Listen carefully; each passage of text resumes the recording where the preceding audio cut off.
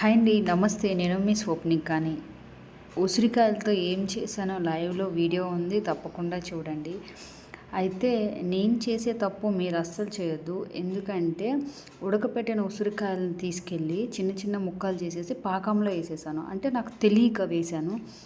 So అది ఏమైందంటే first గట్టిగా అయింది. తర్వాత ఉసిరిలో ఉండే నీరు బయటకు వచ్చేసి పాకం మొత్తం కరిగిపోయింది.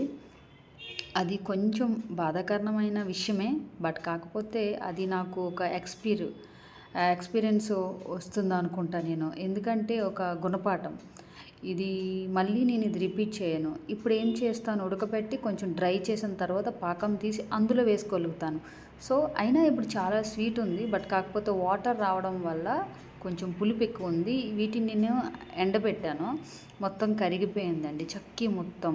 కొంచెం ఫీల్ అనిపిస్తుంది. బట్ నైట్ అయితే నేను తిన్నాను, చాలా బాగుంది. Thank you so much.